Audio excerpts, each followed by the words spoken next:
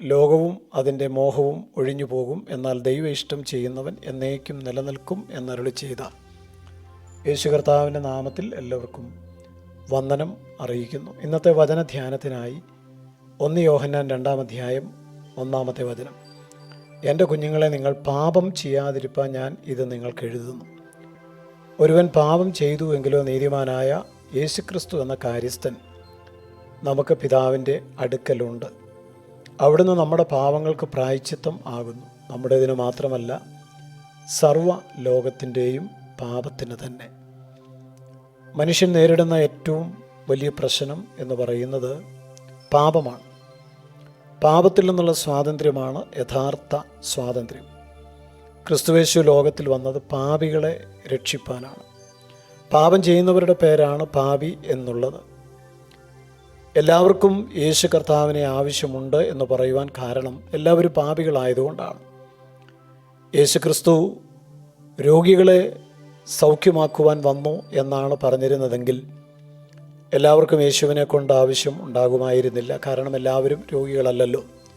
ക്രിസ്തുയേശു ലോകത്തിൽ വന്നത് കടക്കാരെ രക്ഷിപ്പാൻ ആണെന്ന് എഴുതിയിരുന്നെങ്കിൽ കടക്കാർക്ക് മാത്രമായിരുന്നു ക്രിസ്തു ലോകത്തിൽ വന്നതിൻ്റെ പ്രയോജനം ലഭിക്കുക. കാരണം എല്ലാവരും കടക്കാരല്ലല്ലോ. എന്നാൽ യേശുക്രിസ്തു ലോകത്തിൽ വന്നത് പാപികളെ രക്ഷിപ്പാൻ ആകുന്നു എന്നുള്ളത് വിശ്വാസ്യവും എല്ലാവരും അംഗീകരിപ്പാൻ യോഗ്യവുമായ വചനമാണ്. കാരണം ബൈബിൾ പ്രഖ്യാപിക്കുന്നു, നീതിമാൻ ആരുമില്ല, ഒരുത്തൻ പോലുമില്ല.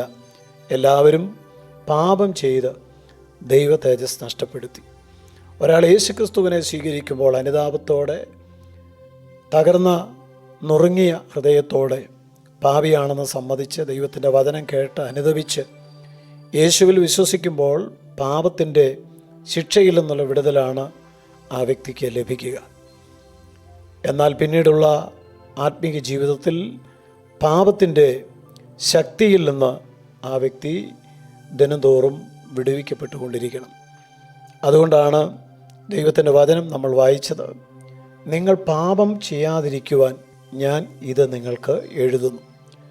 എഴുതപ്പെട്ട ദൈവത്തിൻ്റെ വചനം നമുക്ക് ലഭിച്ചിരിക്കുന്നതിൻ്റെ ഉദ്ദേശ്യം എന്ന് പറയുന്നത് നാം പാപം ചെയ്യാതിരിക്കുവാൻ വേണ്ടിയാണ്. ദൈവത്തിൻ്റെ വചനം നമുക്ക് ലഭിച്ചിരിക്കുന്നതിന് നാം നന്ദി പറയണം. വചനം നമ്മുടെ കൈകളിൽ കർത്താവ് തന്നതും വചനം നമുക്ക് സമീപസ്ഥമായിരിക്കുന്നതും എന്തിനാണെന്ന് ചോദിച്ചാൽ, ഈ വചനം നാം കേൾക്കണം, വിശ്വസിക്കണം, അംഗീകരിക്കണം, അനുസരിക്കണം, അത് ഹൃദയത്തിൽ സംഗ്രഹിക്കണം. കുഞ്ഞുങ്ങളെ, നിങ്ങൾ പാപം ചെയ്യാതിരിപ്പാൻ ഇത് ഞാൻ നിങ്ങൾക്ക് എഴുതുന്നു. ദൈവത്തിൻ്റെ വചനം എഴുതപ്പെട്ട വചനം നമുക്ക് ലഭിച്ചിരിക്കുന്നത് നാം പാപം ചെയ്യാതിരിക്കുവാൻ വേണ്ടിയാണ്. പാപവും പ്രലോഭനവും തമ്മിൽ വ്യത്യാസമുണ്ട് എന്നുള്ള ബോധ്യം നമുക്കുണ്ടാകണം. ഒരു ദുഷിച്ച ചിന്ത നമ്മുടെ മനസ്സിൽ പെട്ടെന്ന് മിന്നിമറയുന്നുവെങ്കിൽ അത് പ്രലോഭനമാണ്. എന്നാൽ ആ പ്രലോഭനത്തിൽ, ആ ദുഷിച്ച ചിന്തയിൽ നാം തുടരുകയോ ആ ചിന്ത നമ്മുടെ മനസ്സിൽ സ്വീകരിക്കുകയോ ചെയ്താൽ അത് പാപമായിട്ട് മാറാം. പാപവും പ്രലോഭനവും രണ്ടും രണ്ടാണ്. പ്രലോഭനങ്ങൾ എല്ലാ മനുഷ്യർക്കുമുണ്ട്. പ്രലോഭനങ്ങളിൽ നിന്നാരും ഒഴിഞ്ഞിരിക്കുന്നവരല്ല.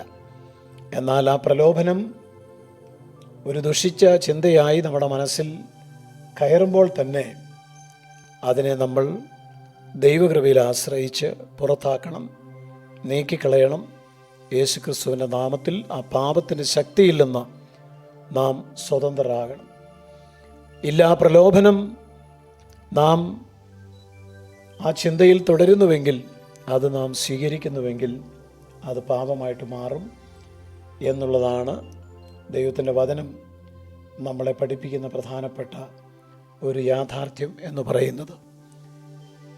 എങ്കിലും ഒരുവൻ പാപം ചെയ്തു പോയെങ്കിലോ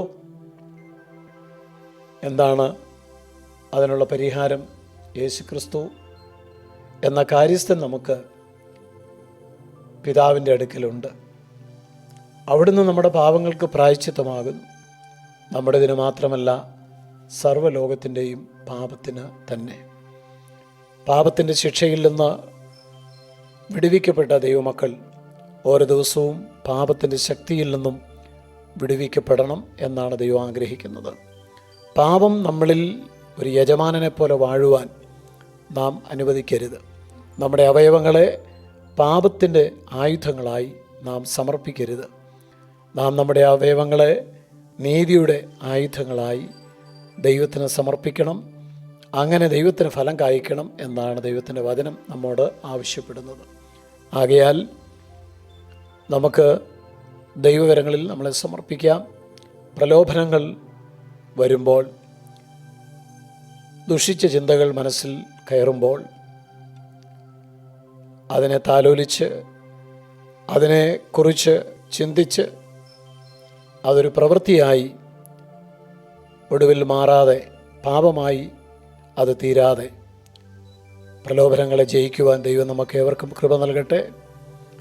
സ്വർഗ്ഗസ്ഥ പിതാവേ, അവിടുത്തെ വചനത്തിനായി സ്തോത്രം.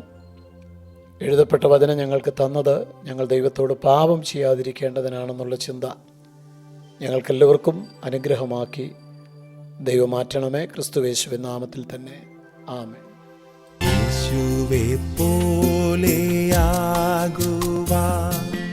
യേശുവിൻ വാക്കു കാക്കുവാൻ, യേശുവേ നോക്കി ജീവിപ്പാൻ ഇവയെ കാക്ഷിക്കുന്നു ഞാൻ.